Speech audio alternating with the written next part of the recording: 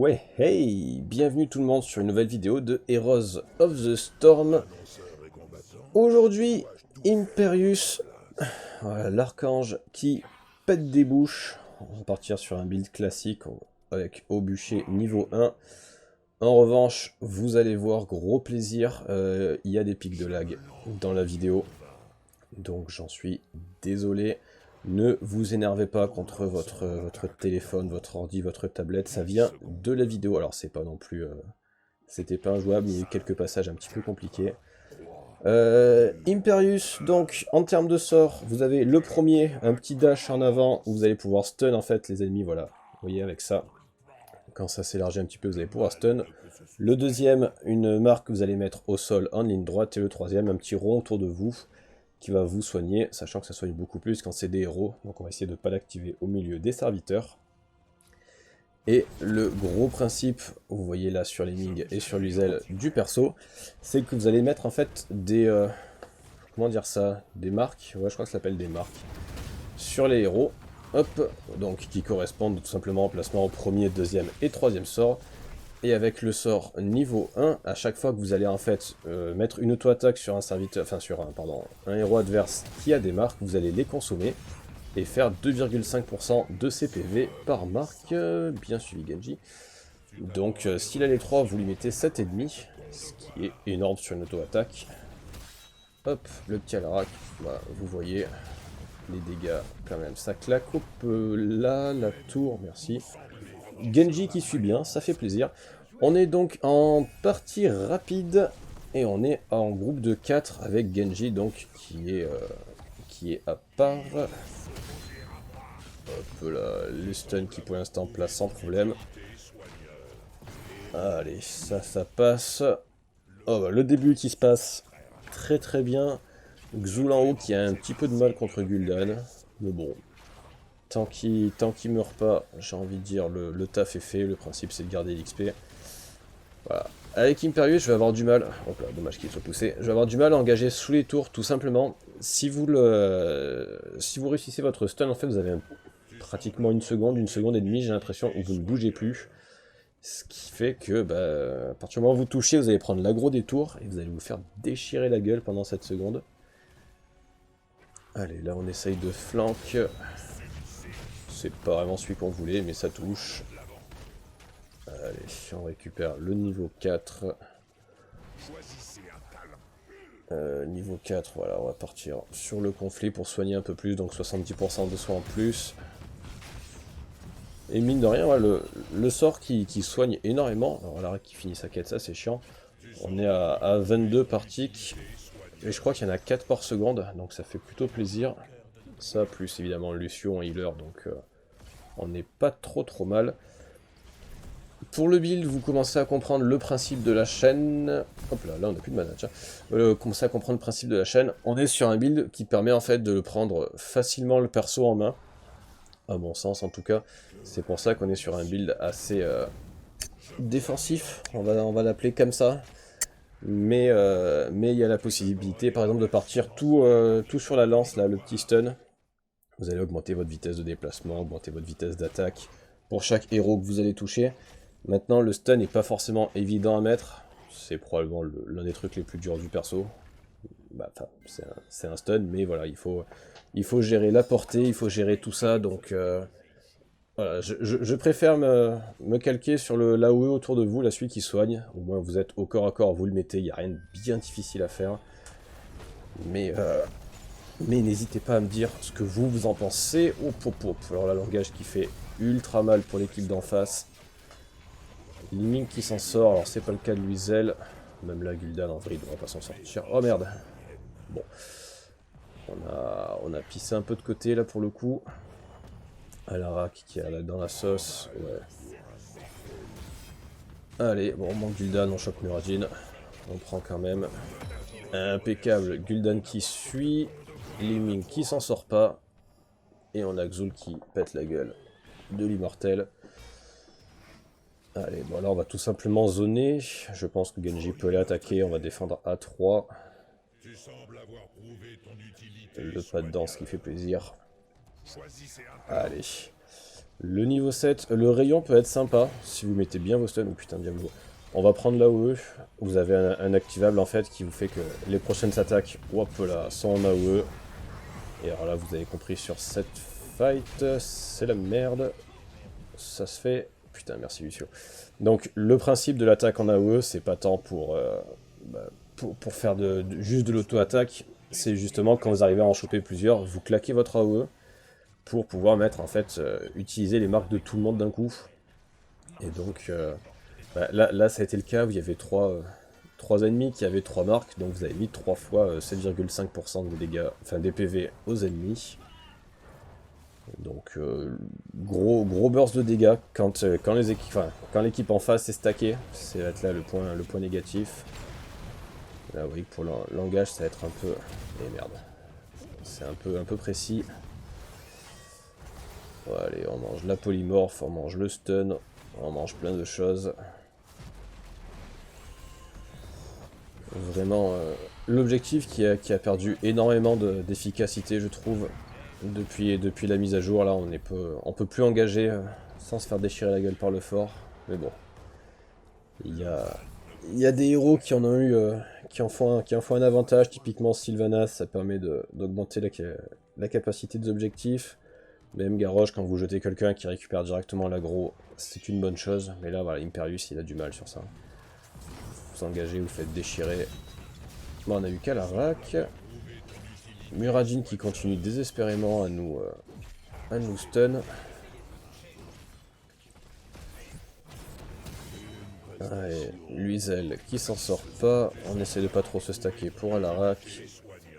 Allez, le freeze qui fait toujours autant plaisir. Là, on n'engage pas. Ah, ouais, bah Gul'dan, faut y aller. Hein. Bon. Gul'dan qui a un peu de chase. Là, je pense qu'on aurait pu... On peut gratter le fort. Ouais, non. Bon, Genji qui préfère faire le camp. On va le suivre, encore une fois, comme je vous disais, c'est pas... Il est pas en vocal avec nous, donc on va faire ça. Alors, pour l'ulti, honnêtement, c'est pas top de dire ça, mais il n'y a pas le choix, là. L'autre est vraiment bien moins bon. On est en train de suivre Diablo. Oh putain. Voilà, ça passe pas. Oh, ça passera pas, ouais, polymorphe et tout, non. Voilà, on claque l'ulti, histoire de, on explose. Donc ouais, les ultis, vous en avez deux. Il y en a un qui, à mon avis, est bien moins bon. C'est un ulti... en gros, vous allez faire un dash en avant, et si vous touchez un héros adverse, vous l'attrapez, vous allez pouvoir le ramener vers chez vous. Sachant que la portée est pas dingue, et qu'en plus, bah, vous pouvez le manquer, évidemment. Alors que le deuxième, c'est celui qu'on prend. Vous l'activez, vous récupérez en fait un bouclier qui est assez conséquent, j'ai plus le chiffre exact, mais ça dépasse en tout cas les 1000, donc c'est plutôt une bonne nouvelle, et au bout de quelques secondes, on peut le réactiver pour claquer plusieurs lames et faire des dégâts. Ouf, oh, Muradin qui a mis un stun magnifique là, parce que je pense qu'il y avait une belle brochette qui se mettait en place. Genji qui est un petit peu dans la merde. Voilà. Genji qui essaye de gagner du temps. Oh, il s'en... Non, non. On y a cru. Là, la brochette aussi qui ferait du bien. Avec Diablo qui a fini ses stacks. Par contre, alors là, on fight dans leur objectif. Voilà, il faut se décaler parce que c'est vraiment pas une bonne nouvelle. Est-ce que on peut se faire à la rack? Ouais. On voit que Diablo est en train de zoner Muradin, donc ça, c'est la bonne nouvelle. Allez, Luizel qui passe avec. Est-ce que... Ah bah merde. Bon. Je comptais essayer de surprendre Liming en claquant un ulti comme ça un petit peu au hasard. Oh putain, on est du mauvais côté en plus. Voilà, l'ulti qui sert à rien. Ouais. Je pensais que Liming allait reculer en fait. Et je voulais tout simplement... Hop. Je voulais la choper à l'ulti pour la surprendre. Mais au final, bah, Xul qui a mis tout simplement son route. Donc c'est plus simple, hein, finalement. Et après on espérait bah, que notre objectif soit à droite pour pouvoir le claquer, l'ulti dessus, mais ça n'a même pas été le cas. Alors là non, la Diablo, je suis désolé, pas cette fois. Bon en plus tu reviens dans 4 secondes. Désolé pour les stacks, mais on va éviter celle-là. Allez, Xul qui repart solo. On va descendre. Donc on a quelques contests en face. On va avoir Liming qui nous repousse sur notre combo, Muradin qui stun, Alara qui repousse, Luzel qui repousse et Gul'dan qui fear. Donc on va pas pouvoir non plus commit comme des teubés. Maintenant, bon, c'est pas gravissime, même si on met pas tout le combo, on va quand même faire quelques dégâts. La rage divine qui fait plaisir, vous gagnez 1 seconde sur votre régène par marque utilisée, enfin marque consommée. Donc là avec la UE, vous vous doutez, ça fait mal. Alors là on a mis l'ulti, on n'a pas pu le réutiliser tout simplement parce qu'il a explosé, c'est-à-dire qu'on a pris les 1000 et quelques de dégâts avant de pouvoir le remettre. Muradin qui continue ses stuns magnifiques. On va se rassurer en disant qu'il a un peu de chance, mais j'ai l'impression qu'il les place juste très très bien. Il a le feeling. Voilà, parce que là en plus avec un Genji, si vous arrivez à attraper 3-4 ennemis en face, Genji se fait plaisir derrière. Allez, Xul qui va se faire remonter dessus. Ah, on prévient un peu tard je pense. Ça nous permet, nous, de gratter le fort, peut-être. Voilà, on va se concentrer de la fontaine. Il y a la catapulte sur la fontaine, on va lui filer un petit coup de main. En haut, la catapulte en one-man show, manifestement. Allez, on affaiblit la wave. Voilà, la catapulte en haut qui a failli faire l'action de la partie, a gratté son T2 tout seul. Oh là, est-ce que ça se tente ça? Alors c'est le problème que j'ai quand je joue Imperius, c'est que j'ai l'impression que toutes les fights se tentent. Alors que souvent c'est juste un suicide. Oh putain, voilà Larak en plus qui survit à notre ulti en claquant le sien. Ouais, on est en train de faire de la merde, c'est bien ça, bon on s'est fait déchirer. Bon. Voilà, comme ça au moins. Oh merde, des Genji qui meurent. Ouais. Alors là c'était une connerie.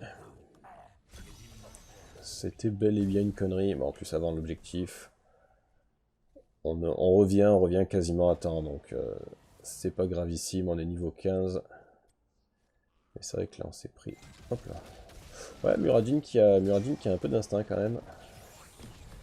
Mais là on s'est pris le silence d'Alarak, on s'est pris le stun de Muradin, on s'est prit la polymorphe de Luizel. Le vent d'émeraude de Luizel, ça a été un peu compliqué. Je veux dire, quand on a engagé, on a vu que c'était de la merde, mais on n'a pas pu back. Mais bon. En face, ma foi, ils ont fait le easy en bas. Ils ont pas l'air de faire leur hard, ils font pas le easy en haut, donc l'un dans l'autre, on va pas dire non plus que c'était pas grave, parce que on s'est pris 3 morts pour 0 quand même. Mais ça aurait pu être pire, très clairement. Ça aurait dû être pire d'ailleurs. Muradin qui met toujours un Boston, le vent d'émeraude qui fait toujours autant chier. Est-ce qu'on peut claquer un ulti? Ah putain, Liming qui récupère son bouclier anti-magie juste avant de le manger. Bon. Mais bon, là vous voyez, on essaye de zoner un petit peu l'arrière. Ah merde, putain. On essaye de zoner, voilà, Gul'dan, Luizel et compagnie. Pour laisser le champ libre à ceux devant. Alors là, si vous êtes optimiste, la traque des impies qui peut être rigolo. On va partir sur le toucher fusionnel. Histoire de réduire un petit peu l'armure. Les lances célestes, vous partez sur la lance. Voilà, traque des impies, pardon, on va pas le tenter. Mais ça arrive de faire le café avec. Honnêtement, vous mettez une track sur une marque, pardon, sur une Liming, suivie de la track justement quand elle TP back, ou même sur une Luizel. Et ça surprend. En fait, en gros, si un ennemi a une marque sur lui, vous pouvez TP derrière.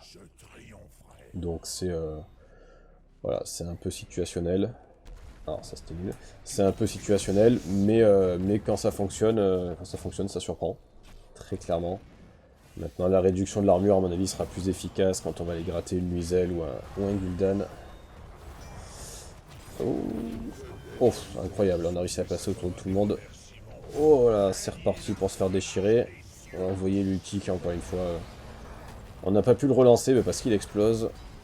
On va récupérer juste les globes. Ah la Liming elle saute. Allez, Liming qui saute, on perd Genji. On va gratter probablement Muradin. Et probablement plus. Est-ce que l'Uzel... Oh putain, non, l'Uzel qui trace. Allez, juste pour faire les dégâts. Ouf, là on attend que l'Uzel TP sur Alarak. Voilà, ça fait plaisir. Bon, ça permet d'être worse. On n'a pas eu l'objectif. Gul'dan qui s'en sort pas quand même. Non, ça va. Bon, on a pris les 5. Alors ça c'est une connerie par contre. Alors, on n'aura jamais les dégâts pour faire quoi que ce soit. Liming qui revient dans 5 secondes, bon, on récupère juste XP de la wave en fait. Allez, on perd le T1 sur l'objectif. Maintenant, bon, un objectif niveau 17 pour un T1, on prend. Allez, cette fois, on va pas refaire la même connerie en essayant d'engager à 2. On va TP tranquillou. Diablo qui se fait chase. Bon, il y a Liming en haut. Il y a Muradin qui est seul. Donc au pire, il y aura l'Uzel qui va se mettre dessus. Pas de quoi s'affoler. On récupère le easy bot. On a un petit niveau d'avance, même pas. On a un peu moins de niveau. On peut essayer d'aller contest le hard. On va essayer de se filer la vision, je pense, avant. Parce que ça nous... Ouf. Non, ouais, alors là, Diablo, il ne faut pas. Ouais, non. Non. Désolé, Diablo, c'est un non. Bon, après, il revient en 4 secondes. Donc, on va le laisser. Je l'avais évoqué dans une vidéo, mais je trouve que c'est... étrangement, c'est une partie qui est assez difficile dans Heroes. C'est de savoir quand un allié est beaucoup trop hors de position pour pouvoir lui filer un coup de main. Parce que voilà, quand il est dans la merde comme ça, on a toujours envie de sauter, voir si on peut pas le sauver, ou si lui il meurt, qu'on puisse prendre un kill par-dessus. Mais non, il y a des fois, il est juste trop dans la merde, et il faut le laisser tout seul. Mais étrangement, je pensais pas que ça aurait été si compliqué. Vraiment de se dire tant pis, on peut rien faire. Merci, au revoir. Est-ce que... Allez, on est à côté dès le début. Gul'dan qui rate son fear. L'Uzel qui claque son ulti. Bon, du coup, 2 ultis qui sont partis là chez eux. Oh, putain. Belle ulti de Liming. On aura toujours autant notre engage, ça fait plaisir. On essaye de zoner ce qu'on peut zoner, même si là c'est plus l'ulti de Xul qui fait le café. Alors, là on va améliorer le 20. Normalement, c'est pas ce que vous prenez, hein. Mais voilà, tout simplement parce qu'on veut finir la fight, on veut finir la game maintenant, bah ça va se faire. Allez, on boucle ça. Logiquement, niveau 20, vous prenez voilà, la brûlure de Solarion. En gros, quand vous allez utiliser les stacks, là, les marques sur les ennemis, ça va plus les consommer. Donc ils auront les charges pendant 5 secondes, et vous allez pouvoir faire à chaque fois les dégâts avec les 5 secondes. Là, on voulait juste terminer la partie maintenant, donc on a amélioré l'ulti qui permet de filer un bouclier à tout le monde. On voulait prendre le plus de kills possible et de se boucler ça. Ça a été le cas, bon c'est probablement pas pour ça qu'on a gagné, mais voilà, on voulait mettre un dernier petit coup de pression. Donc ça a été le cas. Allez, le petit MVP qui fait plaisir. Voilà pour Imperius. Comme d'habitude, n'hésitez pas à marquer ce que vous en pensez dans les commentaires. Merci de m'avoir suivi. A très bientôt. Ciao, ciao.